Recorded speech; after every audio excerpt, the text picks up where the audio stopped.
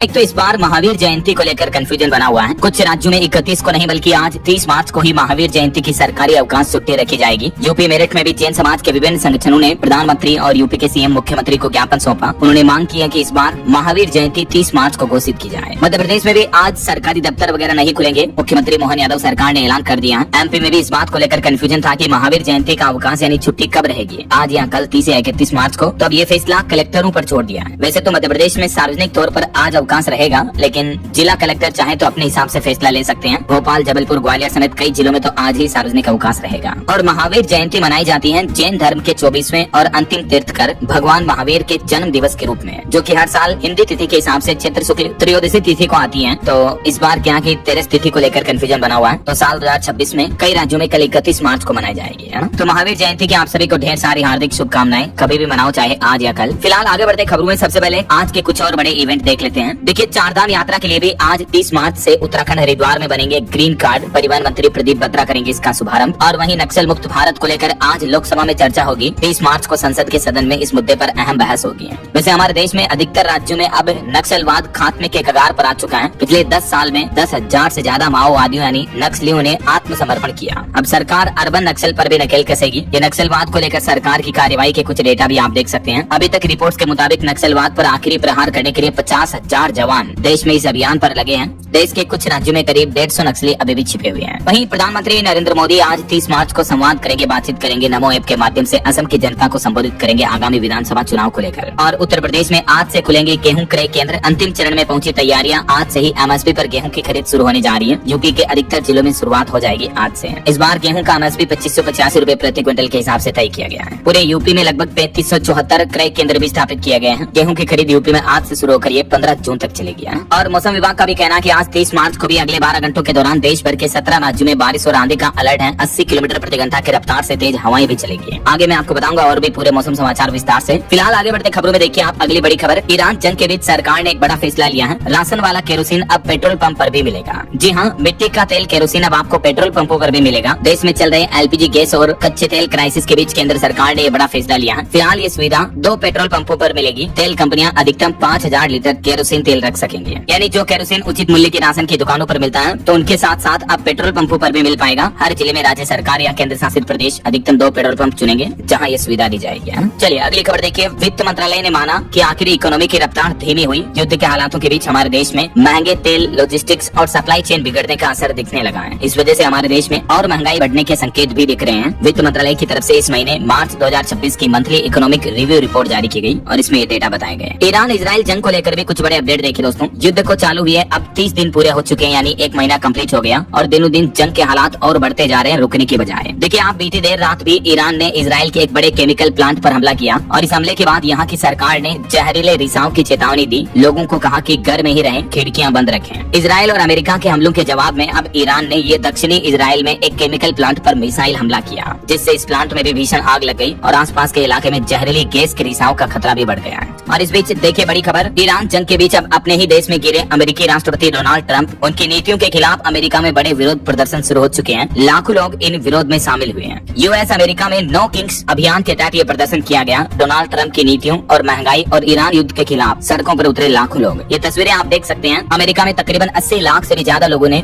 विरोध मार्च निकाला। 3000 से ज्यादा जगहों पर अमेरिका के सभी राज्यों में ये विरोध प्रदर्शन हुए। ईरान वॉर को खत्म करने, महंगाई को कम करने और अमेरिकी राष्ट्रपति डोनाल्ड ट्रंप को पद से हटाने की मांग की है अमेरिका के लोगों ने। ये विरोध की कुछ तस्वीरें आप देख सकते हैं। अब अपने ही अमेरिका वासी लोगों के बीच गिरते जा रहे हैं। ये एक ड्रोन व्यू देखिए। अमेरिका में लाखों लोगों ने ट्रंप मस्ट गो नाउ का शेप भी बनाया, खड़े होकर लाइन में खड़े होकर देख सकते हैं आप। और वहीं दोस्तों, पश्चिम एशिया संकट के बीच अब अमेरिका ने एक बड़ी सैन्य तैनाती की है। यूएसएस त्रिपोली पर अमेरिका ने 3500 से भी ज्यादा सैनिक भेजे जो मरीन पहुंच चुके हैं। ईरान युद्ध में अब नया मोड़ आया। अब ग्राउंड लेवल पर, जमीनी लेवल पर अमेरिका सैन्य लड़ाई भी शुरुआत करने जा रहा है। इतने दिन लड़ाई सिर्फ आसमान में हथियारों से, मिसाइलों से हो रही थी, लेकिन अब अमेरिकी राष्ट्रपति डोनाल्ड ट्रंप ने सैनिकों के साथ जमीनी लड़ाई भी शुरू कर दी है। तो इजराइल ने कहा, जमीनी आक्रमण से पहले सख्त चेतावनी दी और कहा कि यूएस आर्मी को आग के हवाले कर देंगे। अमेरिकी सैनिकों की तैनाती पर ईरान बोला कि आइए, नरक में आपका स्वागत है। ईरान की मीडिया ने चेतावनी देते हुए लिखा कि जो भी ईरान आएगा ताबूत में लौटेगा। ईरान को अमेरिका ने ये खुली धमकी भी दी। वहीं दोस्तों, बीते दिन ईरान जंग मुद्दे को लेकर पाकिस्तान में 3 देशों की एक साथ मीटिंग भी हुई। सऊदी अरब, तुर्की और मिस्र के विदेश मंत्री पाकिस्तान की राजधानी इस्लामाबाद पहुंचे और यहाँ इस बैठक के बाद ईरान ने एक बड़ा फैसला तो ये लिया कि पाकिस्तानी जहाजों को भी हॉर्मुज हॉर्मुज रूट पार करने की मंजूरी दी जाएगी और इसके साथ ही हमारे 2 और भारतीय एलपीजी टैंकर भी यहाँ से सुरक्षित निकल चुके हैं। दुनिया में चल रहे युद्ध वॉर के बीच, हॉर्मुज संकट के बीच भारत को ये बड़ी राहत मिली है। 2 और एलपीजी टैंकर खाड़ी से रवाना हुए हैं। ये तस्वीरें आप देख सकते हैं, एलपीजी से लदे जहाजों को भारतीय नौसेना एस्कॉर्ट कर रही है और ये हॉर्मुज स्ट्रेट क्रॉस करने के दौरान जहाज पर मौजूद क्रू मेंबर्स ने हाथों में तिरंगा लेकर भारत माता की जय जयकार के नारे भी लगाए। तो ये जहाज रवाना हो चुका है, जल्दी ये भारत पहुंच जाएगा। थोड़ी बहुत एलपीजी की सप्लाई और बढ़ेगी इससे। हालांकि अभी एक दिन पहले आपको पता होगा रूस ने पेट्रोल निर्यात पर रोक लगाने का फैसला किया था। तो इस बयान के बाद भी भारत सरकार का कहना है कि हमारे देश में ईंधन का भंडार पर्याप्त मौजूद है, फिलहाल चिंता की कोई जरूरत नहीं है। वहीं इधर ईरान ने कुवैत के सैन्य शिविर पर भी दागी मिसाइल, 10 सैनिक घायल हो गए। इजराइल में चीन से जुड़ा एक बड़ा केमिकल प्लांट भी तबाह कर दिया ईरान ने। युद्ध के हालातों का हमारे देश में भी असर दिख रहा। देखिए, राजधानी दिल्ली में सड़क निर्माण सामग्री 30% महंगी हुई। 400 किलोमीटर तो दूर 150 किलोमीटर की सड़कें बनाना भी अभी मुश्किल हो रहा है। पश्चिम एशिया में चल रहे युद्ध के कारण रोड कंस्ट्रक्शन का निर्माण कार्य भी रुका हुआ है। वहीं बीते दिन पीएम मोदी ने मन की बात का 132वां एपिसोड संबोधित किया और अपने इस संबोधन में पीएम मोदी ने एक तो खाड़ी देशों का आभार जताया और कहा कि भारत हर संकट से निपटने के लिए तैयार है। मोदी बोले कि जंग के चलते दुनिया में पेट्रोल डीजल का संकट छाया हुआ है, लेकिन भारत इन चुनौतियों से निपट रहा है। देशवासियों से कहा कि अफवाहों में न आए, सरकार की जानकारी पर भरोसा करें। मन की बात में पीएम मोदी बोले, जम्मू कश्मीर में 30,000 से ज्यादा पांडुलिपियां ज्ञान भारतम से जुड़ी हैं, जिन्हें 70,000 तक पहुंचाने का लक्ष्य रखा गया है। वहीं देशवासियों के हेल्थ स्वास्थ्य को लेकर भी पीएम मोदी बोले कि ज्यादा चीनी यानी शुगर खाना और ज्यादा तेलीय चीजें खाना आपको बीमार बना सकता है, तो इन चीजों का कम सेवन करें। भारतीय नौसेना ने हॉर्मुज रूट से भारतीय तेल जहाजों को सुरक्षित लाने के लिए ऑपरेशन ऊर्जा सुरक्षा भी शुरू कर दी है। तो ये कुछ जंग के हालातों पर अपडेट्स चल रहे हैं और चलिए आगे बढ़ते हैं अपन खबरों में। देखिए दोस्तों, अगली बड़ी खबर, उत्तर प्रदेश इलाहाबाद हाईकोर्ट का बड़ा फैसला। सरकारी कर्मचारी की मौत के बाद जो उनका कानूनी वारिस होता है वो भी कर सकेंगे अब मेडिकल बिलों की प्रतिपूर्ति का दावा। जी हाँ, हाईकोर्ट की लखनऊ खंडपीठ ने यह अहम फैसला सुनाया। कहा कि सरकारी कर्मचारी या पेंशनर की अगर इलाज के दौरान मृत्यु हो जाती है तो उनके कानूनी वारिस भी मेडिकल खर्च की प्रतिपूर्ति का दावा कर सकते हैं। चलिए अगला अपडेट जा रहा, भारत के पूर्व अग्निवीर जवानों के लिए खुशखबरी। दिल्ली पुलिस भर्ती में अब इन जवानों को रिजर्वेशन यानी आरक्षण मिलेगा। आयु सीमा और पीईटी में भी बड़ी छूट मिलेगी। 20% आरक्षण जो है दिल्ली पुलिस के कांस्टेबल भर्तियों में अब अग्निवीर जवानों को दिया जाएगा। केंद्रीय गृह मंत्रालय की तरफ से इस संबंध में अधिसूचना भी जारी कर दी है। बाकी और भी आयु सीमा वगैरह में क्या छूट मिलेगी और पीईटी फिजिकल एफिशिएंसी टेस्ट में भी क्या क्या छूट दी जाएगी, जिसकी डिटेल्स भी आप देख सकते हैं। वहीं खबर है, दिल्ली की एक सड़क से 3 राज्यों को मिलेगी बेहतर कनेक्टिविटी। नोएडा से फरीदाबाद का सफर भी आसान होगा। दक्षिण दिल्ली में आगरा नहर के किनारे ये नई 5 किलोमीटर लंबी सड़क बनेगी।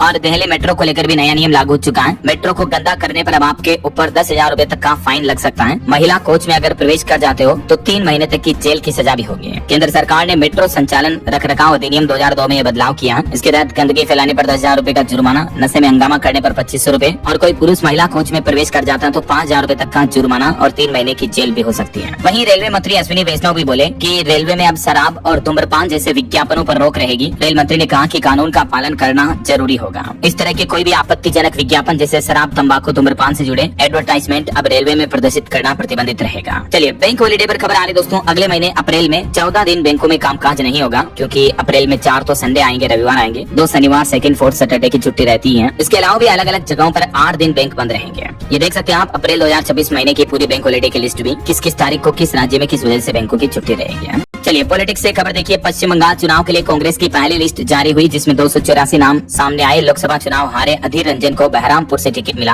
और प्रधानमंत्री नरेंद्र मोदी ने केरल जनसभा में कहा कि एलडीएफ यूडीएफ दोनों भ्रष्टाचारी हैं। पीएम मोदी ने केरल के पल्लकड़ में रैली के दौरान स्थानीय वाद्य यंत्र भी बजाए, तस्वीरें आप देख सकते हैं। वहीं खबर आ रही कि महिलाओं को 24,000 करोड़ रुपए दे रहे हैं 4 चुनावी राज्य। तमिलनाडु में समर पैकेज के रूप में ये महिलाओं को योजना का लाभ मिलता है, असम में बिहू बोनस के नाम से, और अब पश्चिम बंगाल में भी मुख्यमंत्री ममता बनर्जी ने सबसे बड़ा दांव लगाया है। कई राज्य सरकारें जो महिलाओं को हर महीने अलग अलग धनराशि उनके बैंक खातों में भेजती है सीधी, तो चुनावी राज्य में खास करके ये योजनाओं का लाभ जोरों शोरों से चल रहा है। ये देख सकते हैं आप, महिलाओं को पैसे देने वाली स्कीम जो कैश ट्रांसफर वाली योजनाएं हैं, किस किस राज्य में किस नाम से चल रही है, जिसके तहत महिलाओं को 1200, 1500, 2,000 रूपए तक हर महीने भी दिया जाता है ऐसा। चलिए अगला अपडेट देखिए, भारतीय नौसेना ने IONS समुद्री अभ्यास में मेजबानी की, 16 देशों ने इसमें हिस्सा लिया। और वहीं बॉलीवुड से खबर देखिए दोस्तों, फिल्म धुरंधर 2 बनी भारत की 6ठी सबसे ज्यादा कमाई करने वाली फिल्म। अभी इसका वर्ल्ड वाइड कलेक्शन 1250 करोड़ से भी ज्यादा पहुंच चुका है। KGF चैप्टर 2 और जवान जैसी फिल्मों को भी पीछे छोड़ा। और इस धुरंधर 2 फिल्म को लेकर अब पाकिस्तानियों ने मांग की है कि इसकी कमाई का एक हिस्सा हमें भी दें। पाकिस्तानी बोले कि 500 करोड़ लियारी वालों को दे दो, उन पैसों से लियारी के इलाकों में सड़कें बनेगी। कई पाकिस्तानी लोगों के इस तरह के बयान भी सामने आ रहे हैं। चलिए आपकी हेल्थ को लेकर एक चौंकाने वाली वैज्ञानिक रिसर्च देखिए कि ज्यादा टीवी देखने से डिप्रेशन का रिस्क बढ़ता है, ब्रेन और नींद पर बुरा असर पड़ता है। हालिया साइंस ने स्टडी में ये खुलासा किया। यूरोपियन साइकियाट्री जर्नल में पब्लिश एक स्टडी के मुताबिक अगर रोजाना टीवी देखने का समय कम किया जाए तो इससे डिप्रेशन यानी तनाव, टेंशन, एंजाइटी, स्ट्रेस, इसका रिस्क काफी हद तक कम हो जाता है। ज्यादा टीवी देखने वाले लोगों में डिप्रेशन का जोखिम बढ़ता है, नींद कम आती है। स्क्रीन टाइम जितना ज्यादा रखोगे आप, उतना ही टेंशन, हार्मोन इनबैलेंस, चिड़चिड़ापन, थकान, एंजाइटी बढ़ती है और इस वजह से कई सारी गंभीर बीमारियां हो सकती हैं, जैसे brain inflammation, obesity, heart disease, blood pressure, diabetes वगैरह। इसलिए अपने टीवी एडिक्शन को धीरे धीरे इस तरह से छुटकारा पा सकते हैं आप भी, अगर ज्यादा टीवी देखते हैं तो। चलिए अगली खबर देखिए। एक रिपोर्ट सामने आ रही कि जहां जहां स्कूलों में बच्चों के लिए फोन पर बैन लगाया गया, उन स्कूलों में बच्चों की एकाग्रता बढ़ी है। पिछले 2 साल पहले ये नियम लागू हुआ जिसमें स्मार्ट वॉच भी ले जाने मना है। नीदरलैंड्स के कई स्कूलों में स्मार्टफोन बैन का असर अब साफ साफ दिखने लगा है। क्लासरूम समेत स्कूल के कहीं भी हिस्से में बच्चे फोन नहीं चला सकते हैं। तो इस प्रतिबंध लगाने का, बैन लगाने का पॉजिटिव इम्पैक्ट देखने को मिला है। ये रियल केस स्टडी है। वैसे इस तरह का नियम हमारे देश में भी उत्तर प्रदेश में 1 अप्रैल से लागू होने जा रहा है। चलिए अगली बड़ी खबर देखिए। झारखंड में 6 अप्रैल से जूनियर डॉक्टरों की अनिश्चितकालीन हड़ताल शुरू होगी। ओपीडी सेवाएं भी बाधित रहेगी। IMA इंडियन मेडिकल एसोसिएशन का भी समर्थन मिला है झारखंड के इस जूनियर डॉक्टरों की हड़ताल को। इस हड़ताल के पीछे डॉक्टरों की सरकार से क्या कुछ प्रमुख मांगे हैं, इसकी डिटेल्स भी आप देख सकते हैं। और बड़ी खबर देखिए दोस्तों, देश भर के ट्रांसजेंडर और लेस्बियन, गे वगैरह गुस्से में सड़कों पर उतर आए। सब एक ही बात बोले कि मेरी बॉडी मेरी मर्जी है। दरअसल देश भर में ये LGBTQ समुदाय के लोगों ने बीते दिन विरोध प्रदर्शन किया। हजारों इस तरह के लोग हमारे देश में सड़कों पर उतर आए। सबका कहना था कि ये काला कानून वापस लो, हमारी बॉडी हमारी मर्जी है। लखनऊ से लेकर दिल्ली, मुंबई समेत पूरे देश के कई शहरों में लेस्बियन, गे वगैरह इस तरह के समुदाय के लोगों का ये विरोध प्रदर्शन देखने को मिला। इन्होंने नारे लगाए, काला बिल वापस लो, मेरी बॉडी मेरी मर्जी है। ये विरोध किया गया केंद्र सरकार के ट्रांसजेंडर पर्सन्स अमेंडमेंट बिल 2026 को लेकर, क्योंकि इनका आरोप है कि इस बिल में इनके अधिकारों की सुरक्षा नहीं की गई है। ऐसा चलिए ड्राइविंग लाइसेंस को लेकर देखिए, सरकार ने बड़ा आदेश जारी किया। अब अगर आपने ड्राइविंग के नियम तोड़े तो आपका लाइसेंस निलंबित कर दिया जाएगा। 10,000 रुपए तक का जुर्माना भी देना पड़ सकता है। हालांकि नया लाइसेंस बनवाना अब आसान होगा। देश में कहीं से भी बनवा पाएंगे आप ड्राइविंग लाइसेंस। अभी सड़क सुरक्षा पर वाहन चलाते समय अगर आप कोई रोड ट्रैफिक रूल्स तोड़ते हो तब जुर्माना देकर आपको छुट्टी मिल जाती है। लेकिन अब सरकार ड्राइविंग लाइसेंस को लेकर ये कुछ न्यू रूल्स एंड रेगुलेशंस, नए नियम लागू करने जा रही है। इसके तहत एक तो अब ड्राइविंग लाइसेंस की वैधता समाप्त होने के 30 दिनों तक उस लाइसेंस को वैध माना जाएगा।